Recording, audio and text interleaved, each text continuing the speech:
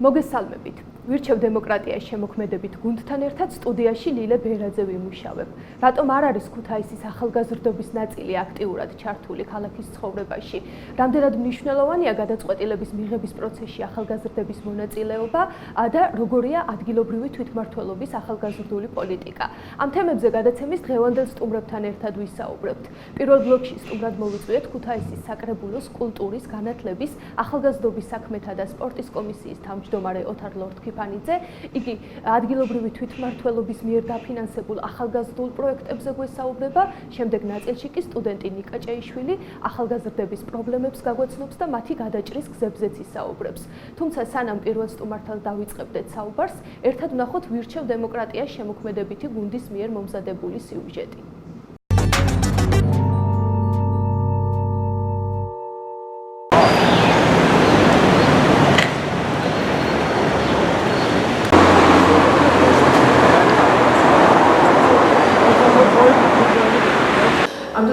შეგუძლებს კონდეს ფსიქოლოგიურად, რომ ეს პროცესები მიმდინარეობს სამყაროს, როგორ დაეხმაროს, ეს ძალიან მნიშვნელოვანი მართლა ეს იყოს შეიძლება. ჩვენი ორგანიზაცია ახორციელებს ფსიქოლოგიური რეაბილიტაციის სერვისს, ანუ ასაკის შეუზღუდავად მოვიდან ნებისმიერ ასაკში შემომართოს. ახორციელდება რეაბილიტაცია, აბილიტაცია. და ჩვენი სურვილი იყო რომ გქონოდა ესეთი სერვისი, გარდა იმისა რომ მხოლოდ არა მხოლოდ შეფერხების მქონე ბავშვებისთვის, მაგალითად თქვა სპექტრის მქონე ბავშვებისთვის, ყოფილიყო ესეთი სერვისი, რომელიც ტიპიური განვითარების ბავშვებს, რომელსაც აქვთ ემოციური სირთულეები, ემოციური პრობლემები, ასევე ცერითი პრობლემები და საჭიროებენ ფსიქოლოგიურ დახმარებას. რასაც მოვისაზრდეთ კრიზისში, კრიზისულ ინტერვენციაში, ამ შემთხვევაში გამოჩნდა იდეა, რომ ყოფილიყო ესეთი სერვისი ისეთი ადამიანების ბავშვებისთვის და ოჯახებს, რომელთაც არ აქვთ ამის გადახდის საშუალება. მოდი ჩასვი 4 ცალი ლურჯი და დაითვალე. 1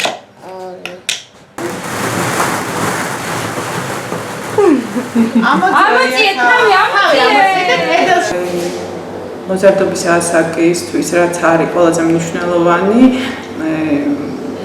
ცვლილებები ეს ასაკობრივი და უჭირთ მათ ემოციების რეგულაცია, ვასწავლით როგორ უნდა მართონ საკუთარი ემოცია, როგორ უნდა გამოხატონ, ასერტულად როგორ უნდა თქვა, ანუ არის იმ შემთხვევაში, როცა რაღაცის გაკეთება არ უნდა და არ მოექცნენ თანატოლების წნეხის ქვეშ. და ყველაზე მნიშვნელოვანი არის მაინც ფსიქოგანათლება ოჯახის, თუ რა რისკების ქვეშ შეიძლება დადგეს მოზარდი, თუ ისინი არ გაუმჯობესებენ მასთან ურთიერთობას. მადლობა. სახელი გვარი უკაც არ გამიგეთ ბაბუნაშვილი ფსიქოლოგი. თინათინდა.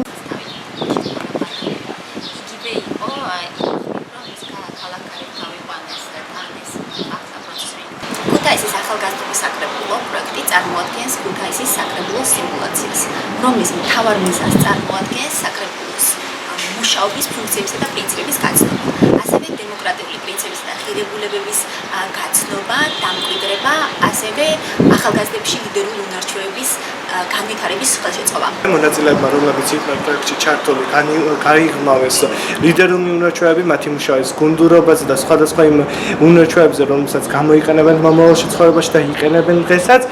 ისინი ქალაქის მასშტაბით სხვადასხვა ღონისძიებებში, აქტივობებში იღებენ მონაწილეობას, აფიქსირებენ საკუთარ მოსაზრებას.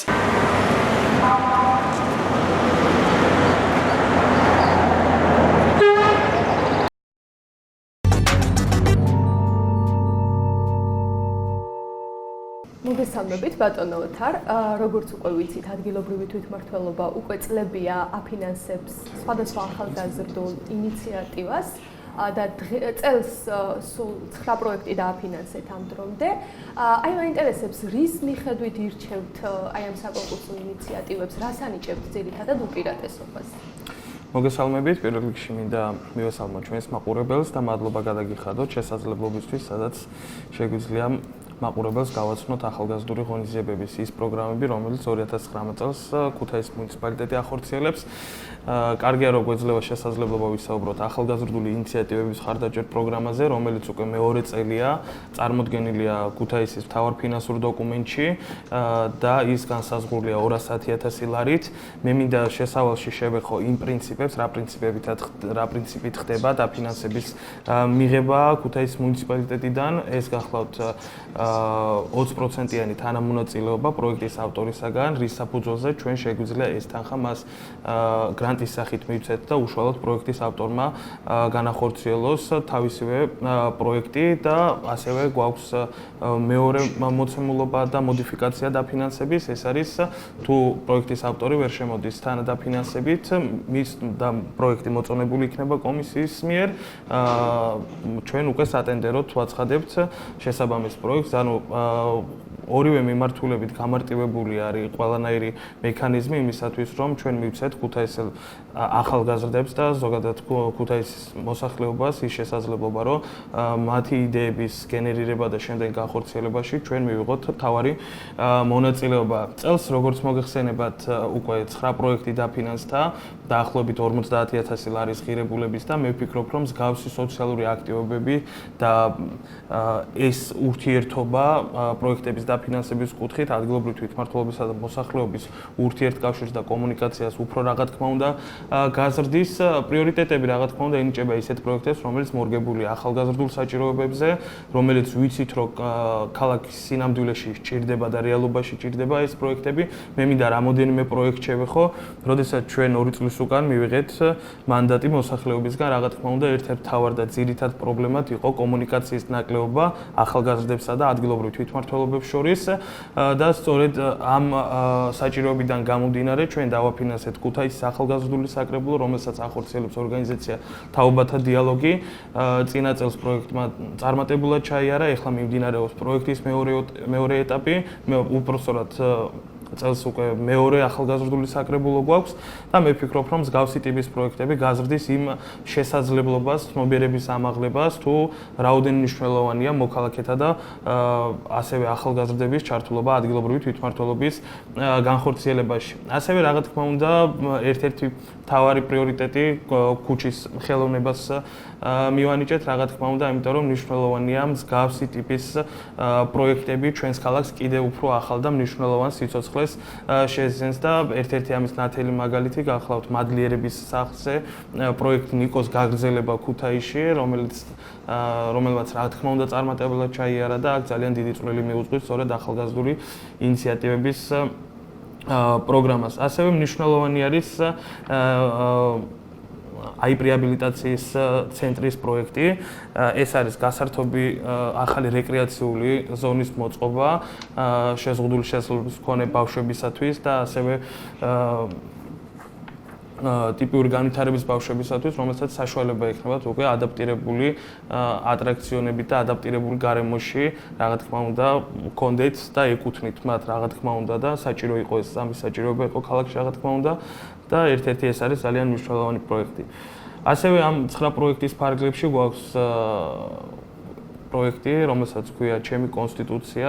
რა თქმა უნდა, პროექტი აქტუალურია იქედან გამომდინარე, რომ ჩვენ გვახსოვს წინა 2-3 წლის უკან, როდესაც მიმდინარეობდა კონსტიტუციის საჯარო განხილვა, ახალი კონსტიტუციის რედაქციის საჯარო განხილვა, საზოგადოების ინტერესი და მათ შორის ახალგაზრდების ინტერესი იყო ძალიან მაღალი და ეს არის პროექტი, რომელიც საშუალებას მოგცემს თითოეულ ჩვენთაგანს იმ ფორმით, რასაც ქვია თეატრალიზებული ფორმით, რაც ახალგაზრდებისთვის უფრო მნიშვნელოვანი და მიმღებლობითი ენა არის, ამ ენაზე ჩვენ გავაცნოთ ქვეყნის უზენაესი კანონი, რასაც კონსტიტუცია ქვია და რომელიც არის გარანტი თითოეული ჩვენთაგანის სიცოცხლის, თავისუფალი აზრის გამოხატვის და ასე შემდეგ და ასე შემდეგ. მე ვფიქრობ, რომ წინ კიდევ არის თანხა დარჩენილი, მე თქვენი ეთერის საშუალებით მინდა უთხრა და მოუწოდო ახალგაზრდებს, რომ რაც შეიძლება მეტად იყვნენ აქტიურად ჩართული ამ მიმართულებით და შემოიტანონ პროექტები, რადგანაც ხშირ შემთხვევაში ჩვენ ვაწყდებით იმას, რომ პროექტი შემოაქვთ ორგანიზაციებს და არა მაგალითად სტუდენტურ გარკვეულ ჯგუფებს ან საინიციატივო ჯგუფებს ახალგაზრდებისა, რომლებსაც ჭირდებათ გარკვეულწილად რაღაცა მნიშვნელოვანი ღონისძიება და ამაში ჩვენ მზად ვართ რომ დავეხმაროთ რა თქმა უნდა, მაგრამ ის პროექტები, რომლებიც ორგანიზაციების იურიდიული პირების მიერ არის წარმოდგენილი, რა თქმა უნდა მნიშვნელოვანი იყო თითოეული ჩვენთაგანისთვის. თქვენ აღნიშნეთ, რომ ნაკლებად შემოაქვთ ახალგაზრდულ ჯგუფებს პროექტები. Აი რა არის თქვენი აზრით ახალგაზრდების ინდიფერენტულობის მიზეზი? რატომ არიან ასეთი პასიურები ისინი თავიანთი პრობლემებისადმი? ხო, ზოგადად არ შეიძლება რომ მე როგორც ადგილობრივი თვითმმართველობის წარმომადგენელმა ცალსახად დავადანაშაულო ახალგაზრდები ამ კომუნიკაციის ნაკლებობაში. ეს ტენდენცია მომდინარეობს გარკვეულ ჩვენი უახლოესი პოლიტიკური კულტურის ისტორიული ნაწილიდან, სადაც ახალგაზრდებს ჰქონდათ არაჯანსაღი დამოკიდებულება და წარმოდგენა ზოგადად ადგილობრივ თვითმმართველობაზე, რომელიც ცალსახად გამორიცხავს მსგავსი ურთიერთობის ფორმებში პოლიტიკას. თუმცა მათ ჰქონდათ ძალიან ცუდი წარმოდგენა ადგილობრივ თვითმმართველობაზე, რადგანაც ამის ისტორიული გამოცდილება გვაქვს ჩვენ. თუმცა ეხლა ნელ-ნელა ჩვენ ვცდილობთ, რომ რა თქმა უნდა, ყველა ახალგაზრდას რაზე განურჩევლად მისი პოლიტიკური შეხედულებისა, ან კიდე სხვა რამისა, ჩვენ აბსოლუტურად ყველას ვაძლევთ შესაძლებლობას, რომ მიიღოს მუნიციპალური სერვისი. ეს არის მუნიციპალური სერვისი და არა რომელიმე პოლიტიკური ორგანიზაციის მიერ განხორციელებული რაიმე პროექტი. მართალია ჩვენი ხელისუფლების დროს დაიწყო ეს და ჩვენი ინიციატივით არის, მაგრამ აბსოლუტურად ეს არის ყველა ახალგაზრდისათვის გამიზნული და განკუთვნილი და ჩვენ ამ მიმართულებითაც მუშაობთ. რა თქმა უნდა, ხშირ შემთხვევაში მე ვხვდები ხოლმე ახალგაზრდებს, რომელსაც განსხვავებული პოლიტიკური გემოვნება აქვს, თუნდაც ჩვენ მიერ მოწყობილ ლიდერთა სკოლებში, იგივე იმ პროექტებში, რომელსაც ახალგაზრდული ინიციატივის ფარგლებიდან ვაფინანსებ და მე ვფიქრობ, რომ მიმღებლობის განცდა უფრო დამაჯერებელი ხდება, როდესაც მე პირადად ხვდები ახალგაზრდებს და მათ ვეუბნები, რომ აბსოლუტურად შორს უნდა იყოს პოლიტიკა, როდესაც საზოგადოების და ადგილობრივი თვითმმართველობის ურთიერთთანამშრომლობაზე არის საუბარი. ეს არის ძირითადი კლასიკური გაგება ადგილობრივი თვითმმართველობისა. აი, როდესაც ახალგაზრდები საუბრობენ თავიანთი პასიურობის მიზეზებზე, ერთ-ერთ მიზეზად ასახელებენ ინფორმაციის ნაკლებობას. მათ უბრალოდ არ იციან თუ კი არსებობს ესეთი კონკურსი, ახალგაზრდული ინიციატივების კონკურსი და შესაბამისად ვერ შემოაქვთ სხვადასხვა ინიციატივები. აი, ინფორმირებისთვის რას აკეთებს ადგილობრივი თვითმმართველობა? ესე იგი, მანდ ვერ დავეთანხმები ახალგაზრდებს, იმიტომ რომ ახალგაზრდული ინიციატივების პროგრამის შესახებ, ახალგაზრდული ინიციატივების პროგრამის შესახებ, მე როდესაც ბიუჯეტში ვაპირებდით ამ პროგრამის ჩასმას, საინფორმაციო კამპანია მქონდა წერეთლის უნივერსიტეტში, მეგატივზე, ტელეკომპანია რიონზე, Facebook გვერდზე, მერის ოფიციალურ გვერდზე, საკრებულოს ოფიციალურ გვერდზე. დღეს ისეთ ეპოქაში ვცხოვრობთ, მაღალი ტექნოლოგიური განვითარების ხანაში, სადაც ინფორმაციის მოძიება არის ერთ-ერთი ყველაზე მარტივი პროცესი ჩვენი ყოველდღიური ცხოვრების რუტინაში, ხო? მე ვფიქრობ, რომ მთავარია ინტერესი მოდიოდეს საზოგადოებისგან, მას აინტერესებდეს, საზოგადოებას უნდა აინტერესებდეს, რა ხდება ადგილობრივ თვითმმართველობაში, რა ხდება ახალგაზრდული მიმართულებით, აკეთებს თუ არა რამე ადგილობრივი თვითმმართველობა ახალგაზრდებისადმი. და მე ვფიქრობ, რომ აი სწორედ რო ეგ დამოკიდებულებას ქმნის ის, რომ ყველას ალბათ არ ვიცი თითოეულს ვერ მივადგებით ვერავინ კარზე და ვერ გავაცნობთ იმ პროგრამებს, რაც ხდება თუნდაც ახალგაზრდული მიმართულებით, მათ აქვს შესაძლებლობა სოციალური მედიის საშუალებით, სოციალური ქსელის საშუალებით მიიღონ ეს ინფორმაცია თუნდაც ტელევიზიის საშუალებით და მე აქ ვერ დავეთანხმები ახალგაზრდებს. მე ვფიქრობ, რომ მათი მზაობა არ არის იმისათვის, რომ მიიღონ ინფორმაცია. ალბათ თავად არ აინტერესებს. ხო, ალბათ, იმიტომ რომ დღეს ძალიან მარტივია უბრალოდ და სასაცილოც არის ამ თემაზე საუბარი, როდესაც ინფორმაციის ნაკლებობაზე საუბრობთ, როდესაც შეგვიძლია ავიღოთ ჩვენი smartphone-ი, ან კომპიუტერი, ან უბრალოდ ჩავთვალოთ ტელევიზორი, ადგილობრივი მედია საშუალებებზე მაქვს საუბარი, სადაც თითქმის ყოველდღიურად მიმდინარეობს იმ პროექტების საუბარი, რომელსაც ახორციელებს ადგილობრივი თვითმმართველობა, ასე რომ ამ დამოკიდებულებას გარკვეულწილად ვერ მივიღებ. აი, ამ ხნის განმავლობაში თქვენ რაც აფინანსებთ ახალგაზრდულ იდეებს. აი თუ შეიცვალა რაიმე ახალგაზრდების აქტიურობის ხარისხი თქვენი დაპირვებით, რა შეცვალა ამ პროექტებმა თქვენ მიერ განხორციელებულმა თქვენ მიერ დაფინანსებულმა ინიციატივებმა? კი ბატონო, მოდი ჩემთან ყველაზე ახლოს მდგომი პროექტი აქედან არის ქუთაისის ახალგაზრდების საკრებულო, რომლის განხორციელების პროცესშიც აქტიურად ვარ ჩართული, რადგან ვარ საკრებულოს წევრი და ერთგვარად ვარ შუამავალი რგოლი და ხიდი ამ პროექტსა და ადგილობრივ თვითმმართველობას შორის. როდესაც დამთავრდა პირველი ახალგაზრდული საკრებულო, რომელიც შარშან ჩატარდა, მივიღეთ ჩვენ ახალგაზრდები, რომლებმაც მიხვდნენ თუ რაოდენ მნიშვნელოვანია მათი ჩართულობა გადაწყვეტილების მიღების პროცესში, ადგილობრივი თვითმმართველობის განხორციელებაში და მათ ეს გამოცდილება გაუზიარენ იმ ახალგაზრდებს, რომლებიც დღეს უკვე მეორე ახალგაზრდულ საკრებულოში არიან წარმოდგენილი და მე ვფიქრობ, რომ ეს ერთგვარი კამპანია არის იმისი, რომ ჩვენ ჯაჭვური პრინციპის რეაქციით გადავცეთ ახალგაზრდებს ის ინფორმაცია თუ რა არის მათი როლი ქალაქის განვითარებაში, რა არის მათი როლი ქალაქის წარმატებაში, რა არის მათი როლი თუნდაც იმ ტემპებში, როგორაც ვითარდება ქალაქი და მე ვფიქრობ, რომ ამ პროექტმა თავისი გარკვეულწილად შედეგი მოიტანა და დაიწყო უფრო სწორად ამ პროექტს აუთქამი დაახლოებით უფრო გრძელვადიანი პროცესია, იმიტომ რომ თავისი შინაარსობრივი თვალსაზრისით მან ის ხვალ ვერ მოიტანს იმ შედეგს, რა შედეგზეც არის პროექტი ორიენტირებული. ეს არის გრძელვადიანი პერსპექტივა, რომელიც საბოლოოდ მოგცემს მნიშვნელოვან განათლებულ კარგ სამოქალაქო სექტორს ქალაქში, რომელსაც ადეკვატური რეაქციები ექნება აბსოლუტურად ყველა განვითარებულ მოვლენებზე და ამ პროცესებში აქტიურად იქნებიან ჩართული.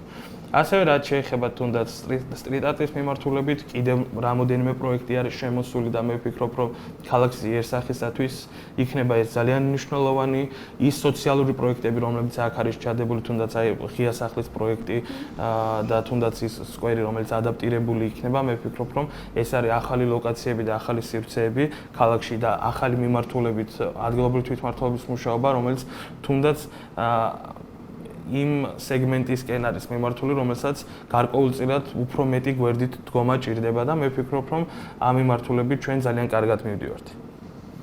თქვენ აღნიშნეთ, რომ ხშირად ხვდებით ახალგაზრდებს, ეცნობით მათ პრობლემებს.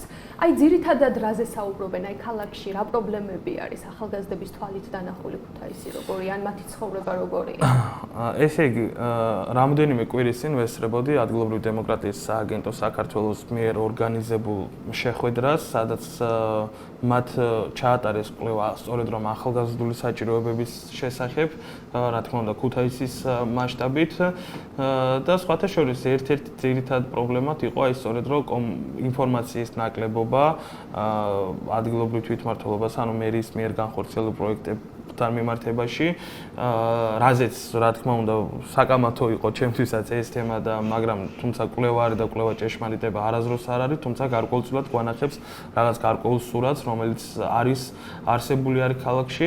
რა თქმა უნდა, ძალიან ბევრი სამუშაოა იმ მიმართულებით, რომ ქალაქმა დააკმაყოფილოს ახალგაზრდული საჭიროებები თავიდან ბოლომდე და ეს გრძელვადიანი პერსპექტივაა და სწორედ რომ მე ყოველთვის ვამბობ და იქაც ყველა შეხვედრაზე ინფორმაციის ნაკლებობის გარდა კიდე რა პრობლემები არის იმათი? კიდევ რა პრობლემებია?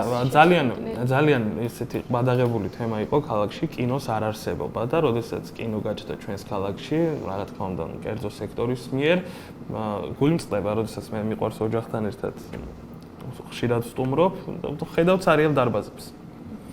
ასევე ქალაქს არ აქვს საკონცერტო დარბაზი, რაც ერთმნიშვნელოვნად სამწუხარო ფაქტია და ამაზეც მიმდინარეობს მუშაობა ადგილობრივი თვითმმართველობის მიერ. ასევე პრობლემას წარმოადგენდა ტრანსპორტის მიმართულება და საუბარი იყო იმ შეღავათებზე, რომელიც მაგალითად დედაქალაქში მოქმედებს სტუდენტებზე და ქუთაისში არა, თუმცა ქუთაისშიც გვაქვს შეღავათები, გარკვეულწილად ვართ ჩართული ამ ყველაფერში. სოციალურად დაუცველი სტუდენტებისთვის გვაქვს გარკვეულწილად შეღავათები, დაოჯახებული სტუდენტური წყვილებისთვის გვაქვს შეღავათები, რაც მომდინარეობს წინა წლებიდან გამომდინარე. ასევე მუნიციპალურ ტრანსპორტთან დაკავშირებით იყო ერთ-ერთი ძირითადი პრობლემა, რადგანაც გარეუბნებიდან უჭირთ ხოლმე გვიან უნივერსიტეტთან კომუნიკაცია ან დაბრუნება სახლში. ამ მიმართულებით მინდა გითხრათ, სიურპრიზად მინდა დავტოვო ის, რომ სულ მალე ჩვენ გვეცოდინება ახალი თანამედროვე სტანდარტების ტრანსპორტი, როდის გვეყოლება ქალაქში ზუსტი და კონკრეტული თარიღი და ამას რა თქმა უნდა ისე დავტოვოთ, რომ ამაზე მუშაობს ჩვენი ქალაქის მერი ბატონი გიორგი ჭიღვარი აქტიურად, რომელიც სულ მალე საზღვარგარეთ ვიზიტით მიდის მოლაპარაკებებისათვის. კარგი და ბოლოს თქვენს რეკომენდაციებზე რომ ვისაუბროთ, თქვენი რეკომენდაციები ადგილობრივ თვითმმართველობას და ახალგაზრდებს, რათა გაუმჯობესდეს თანამშრომლობა მათ შორის.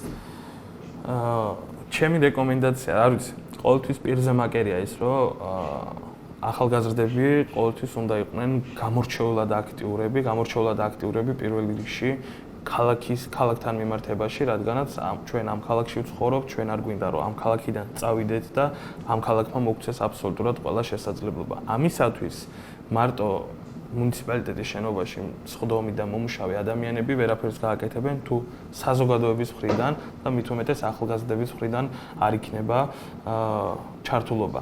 ზოგადად ყველამ ვიცით, რომ თვითმმართველობა მოსახლეობასთან ყველაზე ახლო მდგომი ინსტიტუცია, სადაც ერთი ხელის გაწვდენაზე ვართ ჩვენ კომუნიკაციაში. ამიტომ თითოეულ გადაწყვეტილებაზე შეუძლიათ ახალგაზრდებს და საზოგადოებას რა თქმა უნდა თავიანთი თითოეულ გადაწყვეტილებაზე მათ შეუძლიათ თავიანთი გავლენა მოახდინონ რა თქმა უნდა და ჩვენი გადაწყვეტილებები სწორედ რომ მათი გემოვნების, მათი შეხედულებების და მათი საჭიროებების ფონზე უნდა გამომდინარეობდეს და ამიტომ ყველას მოვუწოდებ რომ იყვნენ აქტიური ჩვენის მხრიდან როგორც ადგილობრივი თვითმმართველობა მზად ვართ იმისთვის რომ 24 საათიანი რეჟიმის განმავლობაში ქალაქისთვის მნიშვნელოვან და საკეთილდღეო საქმეებში ვიყოთ ჩვენს მოსახლეობასთან ერთად განსაკუთრებით ახალგაზრდებთან. მადლობა თქვენ.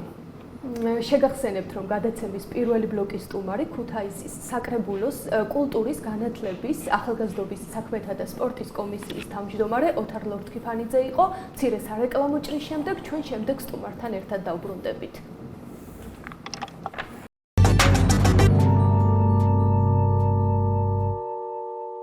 ბრუნდებით სტუდიაში, თუმცა სანამ სტუმართან დავიწყებდეთ საუბარს, ერთად ვნახოთ ვირჩევ დემოკრატიას შემოქმედებითი გუნდის მიერ მომზადებული ვიდეო მასალა.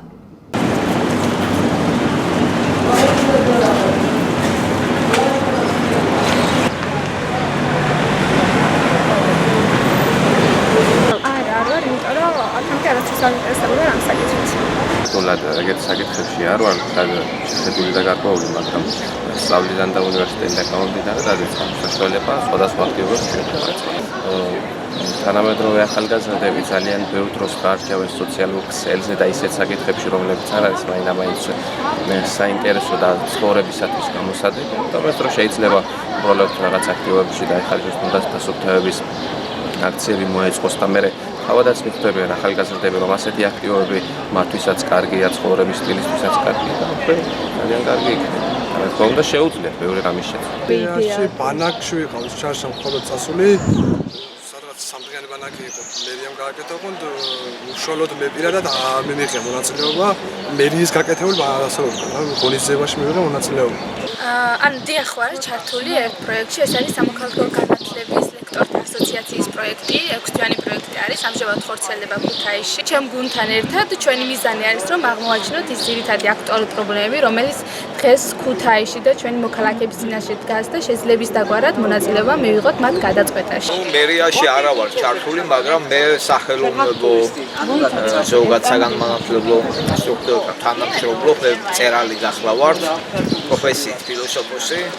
და ბევრ აქტივობაში გეგმავ ხელოვნების მიმართულებით. მერიასთან როგორც ასეთი მერიის პროექტებში და ღონისძიებებში ნაკლებად ვიღებ მონაწილეობას, იმიტომ რომ ეს უფრო სოციალურ თემებს ეხება და კონკრეტული რაღაც მცირე პრობლემების აღმოფხვრა.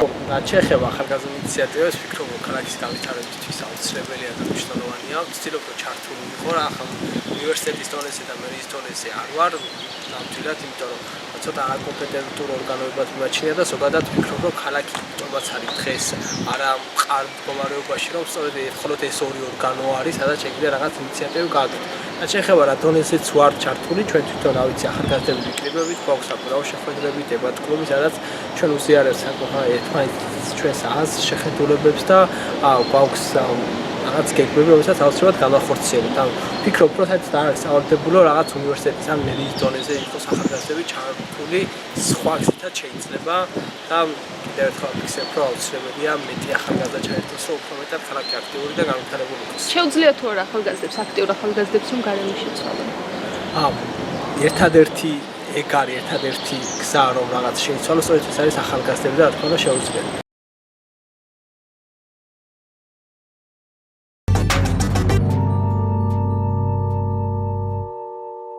შეტრიალდი. მოგესალმები ნიკა. აი შენ როგორც ახალგაზრდა, რა პრობლემებს აწყდები ძირითადად ქალაქში? რა შეცვლილი ყველაზე მეტად, რა გაწუხებს, რა არ მოგწონს? პირველ რიგში მადლობა მოწვევისათვის. რა თქმა უნდა, ჩვენს ქალაქში ისე როგორც ალბათ საქართველოში არის ცალკეული ხასიათის პრობლემები, რომელიც აუცილებლად უნდა მოვაგვაროთ ახალგაზრდებმა.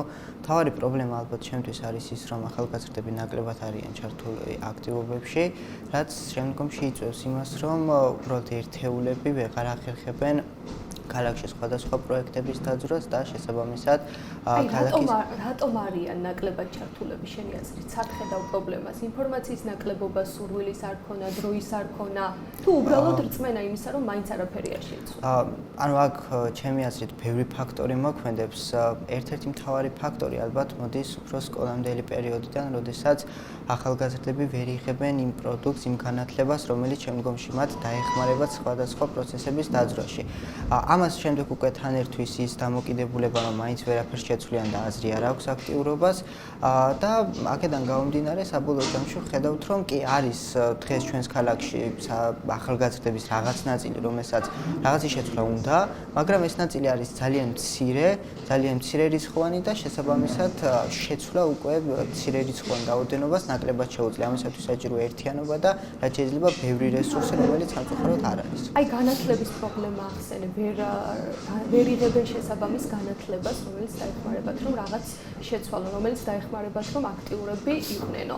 აი განათლებაში, აი უფრო კონკრეტულად რომ დააკონკრეტო, რას გულისხმობ მაინც, აი რა უნდა შეიცვალოს მაშინ განათლების სისტემაში, რა უნდა ისწავლონ ახალგაზრდა ბავშვებმა სკოლაში იმისთვის, რომ შემდეგ აქტიურ მოქალაქეებად ჩამოყალიბდნენ? პირველ რიგში სკოლაშიც და უნივერსიტეტშიც მეც სტუდენტი ვარ და რამდენიმე წლის წინ დავამთავრე სკოლა და შესაბამისად ვიცი უშუალოდ ჩვენს განათლების სისტემაში რა არის კარგი და რა არის ცუდი. ცუდი ის, რაც შემდგომში ახალგაზრდებს ძალიან, ასე ვთქვათ, უშლის ხელს ამ აქტივობებში ჩაერთოს და უბრალოდ სურვილი ქონდეს რაღაც შეცვალოს, არის სამოქალაქო თვითშეგნება. ანუ საუბრობთ იმაზე, რომ დამოუკიდებელი აზროვნება, რაციონალიზმი, ეს როგორც ასეთი სკოლებშიც და შემდგომში უნივერსიტეტებშიც, მაგრამ განსაკუთრებით სკოლებში არ ისწავლება. სკოლებში ჩვენი საგანმანათლებლო სისტემა ისე არის აწყობილი, რომ ძირითადად მიმართულია რაღაც ზეპირობისკენ და ფაქტობრივი ცოდნის მიღებისაკენ, ხოლო დამოუკიდებელ აზროვნებას, როგორც ასეც ბავშვებს არ აჩვევენ. არ არის დამატებითი გაკვეთილები, არ იქმნება კლუბები მაგალითად, რომელიც ბავშვებს მაგალითად გაკვეთილების შემდეგ მისცემდა საშუალებას შეკრებილიყვნენ და რაღაც ისეთზე ესაუბრათ, რაც რა თქმა უნდა სკოლის სამოქალაქო კლუბები დღეს უკვე არის რამდენიმე სკოლაში და აქტიურად აღწევს. რამდენიმე არის, მაგრამ ყოველ შემთხვევაში ამას უნდა გქონდეს, ასე ვთქვათ, ცოტა ესეთი დიდი ხასიათი, ვინაიდან რადგანაც რამდენიმეა და არ არის ბევრი, აქედან გამომდინარე პროპორციულად რამდენიმე კარგი ახალგაზრდა, რომელიც შემდგომში იღებს კი პროდუქტს, მაგრამ ვეღარ ახორციელებს, ანუ რესურსი აღარ ყოფნის, რაც ძალიან დიდი პრობლემაა ჩემი აზრით. ეს რეფორმა უნდა დაიწყოს არა ერთ ან ორ სკოლაში, არამედ მთლიანად ქალაქში და მთლიანად ქვეყანაში. აი შენ რა გაგიკეთებია კონკრეტულად იმისთვის, რომ სხვადასხვა გარკვეული პრობლემები, რომელსაც ხედავ ქალაქში, მოგვარებულიყო? აი თუ შეგიტანია რაიმე ინიციატივა მერიაში, თუ ქონია რაიმე პროექტი შენს თანამოაზრეებთან ერთად? სხვადასხვა მიმართულებით მე და ჩემს მეგობრებს ბევრი რაღაც გაგვიკეთებია, არა მარტო პროექტის განხორციელების კუთხით, არამედ უშუალოდ უნივერსიტეტის დონეზეც ბევრი ისეთი საკითხი იყო, რომელიც წინ წამოვწიეთ, ზოგიერთ შემთხვევაში ეს ბრძოლა გამარჯვებით დასრულდა, ზოგიერთ შემთხვევაში არა. ვიღებდით სხვადასხვა პროექტებში მონაწილეობას, განსაკუთრებით მე გავიხსენებ ახალგაზრდულ საკრებულოს, სადაც ბევრი საინტერესო დოკუმენტი მივიღეთ და საინტერესო გამოცდილებას მივიღეთ ამ ამავდროულად ახალგაზრდებმა და შეიძლება ითქვას, რომ შენთვის განსაკუთრებული ეს პროექტი და განახარება სწავლა. ორი რაღაც დამანახა, სიმართლე რომ გითხრათ, პირველი ის, რომ შეიძლება თუ აქტიურად შეერთვები მსგავსი ხასიათის პროექტებში შეგიძლია მიიღო ცოდნაც და გამოცდილებაც და ეს ძალიან მნიშვნელოვანია ახალგაზრდისათვის, რომელსაც ორივეს მიღება სურს, ხოლო მეორეს მხრივ დავინახე უშუალოდ საკრებულოს ხელშეწყობა, ხო? არის რაღაც საკითხები, რასთან დაკავშირებითაც მე პირადად კითხვები მაქვს საკრებულოს მიმართ, მაგრამ ამ შემთხვევაში ეს მხარდაჭერა დავინახე და ეს აუცილებლად უნდა აღინიშნოს. გასაგებია. აი კიდე რაიმე იდეა თუ გქონია, თუ შეგიტანია საკრებულოში, უნივერიაში. აი რაღაც იდეები, რომლებიც ამ იდეებზე რომ ვისაუბრო, რომელიც განახორციელე ან ვერ განახორციელე. უშუალოდ იდეა, ან როგორც ასეთი პროექტი არ ყოფილა, მაგრამ მაგალითად იყო გასული თვეების განმავლობაში შემოთავაზება, თავაზობდნენ რომ შეიქმნებოდა ახალგაზრდული საბჭო საკრებულოში, შესაბამისად მეც და ჩემმა აქტიურმა მეგობრებმა შევიტანეთ განცხადება, ეს დაახლოებით ხდებოდა თებერვალი-მარტის პერიოდში, მაგრამ უკვე იქედან მოყოლებული რამდენიმე თვე არის გასული, მაგრამ ეს ასე ვთქვათ, საკითხი წინ არ დაძრულა და ჩემი აზრით, თუ ახალგაზრდული საბჭო საკრებულოში შეიქმნება, რომელიც იმ პრობლემებზე, რომელიც რეალურად არსებობს დღეს ჩვენს ქალაქში იმუშავებს, არ იქნება ცუდი და რაც ყველაზე მთავარია, ეს იქნება რაღაც ერთგვარი არეალი, სადაც საშუალება ექნება ახალგაზრდებს ამ პროცესებში უშუალოდ ჩაერთონ და იმუშაონ საკრებულოს წევრებთან ერთად. აი, რატომ არ შეიქმნა ეს საბჭო? რა გიხსნის მიზეზად? ინფორმაცია არ მაქვს ნამდვილად, განცხადება შევიტანეთ, თუმცა ჯერჯერობით არავინ არ დავკავშირებია. ეს უნდა მომხდარიყო დაახლოებით მარტის თვეში. და აი გარდა იმისა, რომ ახალგაზრდები აქტიურად არ არიან ჩართულები ქალაქის ცხოვრებაში და ეს არის ერთი დიდი პრობლემა ჩუქალების. აი კიდევ რა პრობლემებია ქალაქში, რომელიც შენ გაწოდებს? კიდევ რა შეცვლილი გარდა ამისა? ზოგადად ქალაქში დაახლოებით ისეთი პრობლემები არა, პრობლემები არის მთლიან ზოგადად ქვეყანაში, არის ინფრასტრუქტურის თვალსაზრისით სერიოზული პრობლემები, რაზეც მუშაობა ჩემი აზრით შეიძლება და ვფიქრობ, ამაზე ყურადღება უნდა იყოს გამახვილებული, იმიტომ რომ ინფრასტრუქტურა ზოგადად ძალიან დიდი მნიშვნელობა აქვს, ჩემი აზრით ინფრასტრუქტურა ზოგადად კომფორტული გარემოს შექმნა არა მარტო უშუალოდ ქუთაისის მოსახლეობისათვის არის კარგი საცხოვრებელი პირობების შექმნას აუცილებელი მოცემულობა, მაგრამ ამავდროულად კარგი არის ტურისტებისათვის, რომლებიც როგორც ვხედავთ, უკვე მრავლად ჩამოდიან ჩვენს ქალაქშიც და რაც უფრო ასე ვთქვათ, კომფორტულ გარემოს შევთავაზებთ და იგივე საკრებულოც ან თუნდაც კერძო ინიციატივებიც იქნება ამ საკითხთან დაკავშირებით, რომ შეიქმნას გარკვეული დაწესებულებები, რათა ტურისტები ასე ვთქვათ, მივამაგროთ ჩვენს ქალაქს და ისინი არ იყვნენ მხოლოდ და მხოლოდ გავლით ჩამოსულები, ეს რა თქმა უნდა ქალაქის ეკონომიკურ კეთილდღეობაზე და თავისთავად უკვე მოსახლეობის კეთილდღეობაზეც იქნება, იმიტომ რომ შეიქმნება ბევრი გაკეთება რესტორნები, სასტუმრები და ეს რა თქმა უნდა დასაქმებულთა რაოდენობასაც გაზრდის. ჯაჭვური რეაქცია ერთგვარი, თუ ერთ პრობლემას მოაგვარებთ, ავტომატურად მას მოყვება სხვა პრობლემების მოგვარებაც. შენ საკმაოდ აქტიური სტუდენტი ხარ, ბევრი ახალგაზრდისგან განსხვავებით, სხვადასხვა ინიციატივებში, სხვადასხვა პროექტებში ხარ ჩართული. აი შენი აქტიური მოქალაქეობა როგორ დაიწყო, როდის დაიწყო და რა შეიცვალა შემდეგ ამ წლების განმავლობაში? როგორი იყო მაშინდელი ნიკა და დღეს როგორი ხარ? ჩემი აქტიური მოქალაქეობა დაახლოებით დაიწყო სადღაც 3 წლის წინ. როდესაც სკოლაში ვსწავლობდი, აი მე-11 კლასამდე, ძირითადად არ ვიყავი ამ პროცესებში ჩართული გარკვეული მიზეზების გამო, ჩემთვის მნიშვნელოვანი იყო დამეგროვებია ცოდნა, შეძლების დაგვარად რა თქმა უნდა და ამის შემდეგ ჩართულიყავი ამ პროცესებში. უკვე დაახლოებით როდესაც სკოლას ვასრულებდი, სხვადასხვა საკითხებში, მათ შორის პოლიტიკურ საკითხებშიც აქტიურად ვიყავი ჩართული, ხოლო როდესაც უნივერსიტეტში ჩავაბარე, უკვე გავიაზრე და მთავარი მოტივიც რეალურად რის გამოც ქუთაისში დავრჩი იყო ის, რომ ჩემი რესურსები, რაც შემეძლო, დამეხარჯა ჩემი ქალაქისათვის და ამას ვაპირებ მომავალშიც და აქედან გამომდინარე უკვე აი უნივერსიტეტის პერიოდში 2 წლის განმავლობაში აქტიურად ვარ ჩართული ამ პროცესებში, ბევრ პროექტში ვიღებ მონაწილეობას და მათ შორის პოლიტიკას საკმაოდ მაინტერესებს. აი რა მნიშვნელობა აქვს კიდევ ერთხელ მივუბრუნდეთ ახალგაზრდების აქტიურობას? აი შეუძლიათ თუ არა აქტიურ ახალგაზრდებს შენი გადმოსახედიდან გარემოს შეცვლა? იცვლება თუ არა ამის შემდეგ რაიმე, როდესაც ახალგაზრდები მაქსიმალურად ცდილობენ, რომ ჩაერთონ სხვადასხვა აქტიურობებში? კი, როდესაც ჩვენ ვსაუბრობთ ახალგაზრდების ქმედებაზე, თავისთავად ვსაუბრობთ პროგრესულ იდეებზე, ხო? იმიტომ რომ სამყარო ასე არის მოწყობილი, თუ არა გაქვს პროგრესული იდეა საზოგადოებაში, ეს საზოგადოება განვითარების შემდგომ საფეხურზე ვერ ადის. აქედან გამომდინარე, ახალგაზრდებში ჩემი აზრით არის ყველაზე დიდი ძალა, მით უმეტეს განათლებულ ახალგაზრდებში და კიდევ ერთი გარემოება, რაც უშუალოდ შეცვლის ამ გარემო პირობებს არის ის, რომ უნდა იყოს ერთიანობა. ანუ ჩვენ ვახსენეთ, რომ მცირერიცხოვანია დღეს იმ ახალგაზრდების რაოდენობა, რომლებიც აქტიურად არიან ჩართულები ამ პროცესში და რაც უფრო მეტნი ვიქნებით, ეს თავისთავად უფრო მალე დააჩქარებს ამ პროცესს. მე არ მაქვს ხა იმის ილუზია, რომ ყველაფერი როგორც დღეს არის, ასე დარჩება. მე ჯერა და ოპტიმისტური დამოკიდებულება მაქვს, რომ რაღაცები აუცილებლად შეიცვლება, მაგრამ უფრო მალე შეიცვლება და ჩვენც მოვესწრებით ამ ცვლილებებს, თუ ერთიანი ვიქნებით და ბევრი. აი, ერთიანობისთვის რა უნდა გაკეთდეს? გასაგებია, რომ შენ ხარ აქტიური მოქალაქე, აქტიური ახალგაზრდა, ყავს კიდევ მცირე ჯგუფი შენს გვერდით მეგობრები, რომლებიც ასევე აქტიურები არიან. აი, იმ სტუდენტების გააქტიურებისთვის, იმ რომლებიც ინდიფერენტულები არიან ყველანაირი საკითხების მიმართ, რა საკეთებთ? რა უნდა გაკეთდეს იმისთვის, რომ სხვა აიყოლიო სხვა?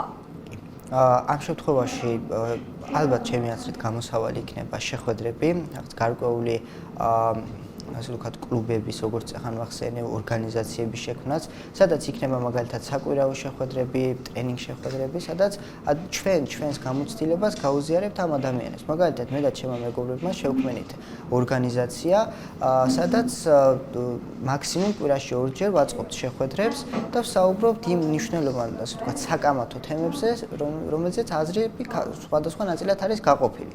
და ჩემი აზრით ეს არის პროდუქტიული, იქედან გამომდინარე, რომ დაახლოებით საკვირაო შეხვედრებს კვირაში მინიმუმ 10 ადამიანიც რომ დაესწროს, ეს ნიშნავს იმას, რომ 10 ახალი აზრი ჩნდება აღნიშნული საკითხის ირგვლივ და ეს შემდეგ რა შედეგს გამოიღებს, უკვე მარტივად სავარაუდებელია, ხო, რაც უფრო ისმენ, რაც უფრო ცდილობ ამ პროცესებში ჩაერთო, თავისთავად ჩვენს გაინტერესებს.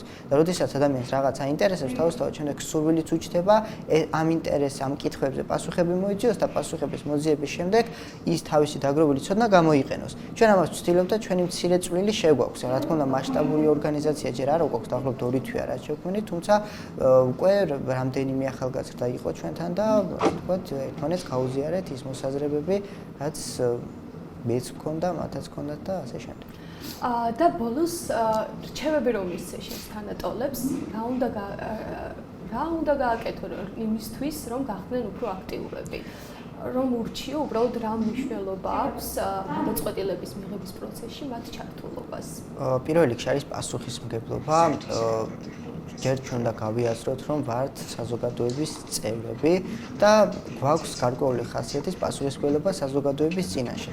თუ ჩვენ გვინდა პიროვნული განვითარება, ანუ ამ შემთხვევაში პიროვნული განვითარებისთვის ბევრი ფაქტორი არსებობს განათლება, არსებობს წიგნების წაკითხვა, არსებობს ასე ვთქვათ საერთო გარემოს შექმნა, სადაც რაღაც გადაკვეთის წერტილები იქნება ახალგაზრდებს შორის, შეიძლება რა თქმა უნდა ყველა საკითხში ერთნაირი აზრები არც ჩვენ მქონდეს, მაგრამ არის საერთო პრობლემები და ამ პრობლემების მოგვარების გზების დასახვა. თუ ჩვენ გსურს რომ და თუ მე მექნება იმის შესაძლებლობა ჩემს თანატოლებს მივცე რჩევა, პირველი რა რჩევასაც მივცემდი, ეს არის მაქსიმალურად იზრუნონ და იბრძოლონ იმისათვის, რომ დააგროვონ ცოდნა, განათლება არის უპირველესი, ხოლო განათლების შემდეგ უკვე უნდა სცადონ ამ დაგროვილი რესურსის გამოყენება და საზოგადოებისთვის მოხმარება. მადლობა. შეგახსენებთ, რომ გადაცემის მეორე ბლოკის სტუდენტი ამერია. თავიდან. სიტუაცია ხარებ ამ თავი? ხო, მოსტომას იყო. დაიწყე. მადლობა ნიკა. შეგახსენებთ, რომ გადაცემის მეორე ბლოკის სტუმარი სტუდენტი ნიკა ჭეიშვილი იყო, როგორც ჩვენი გადაცემის სტუმრებმა აღნიშნეს, ახალგაზრდები ნაკლებად არიან ჩართულები ქალაქის ცხოვრებაში, ისინი ნაკლებად იღებენ გადაწყვეტილების პროცესში მონაწილეობას, თუმცა ადგილობრივი თვითმმართველობის მიერ განხორციელებული პოლიტიკის შედეგად, ასევე აქტიური ახალგაზრდების ძალისხმევის შედეგად იმედს გამოვთქვამ, რომ აღნიშნული პრობლემა მოგვარდება. შეგახსენებთ, რომ თქვენ უყურებდით გადაცემა ვირჩევ დემოკრატიას, შემოქმედებით გუნდთან ერთად სტუდიაში ლილე ბერაძე მუშაობდი. დღეს ამით გემშვიდობებით მომავალ შეხვედრამდე.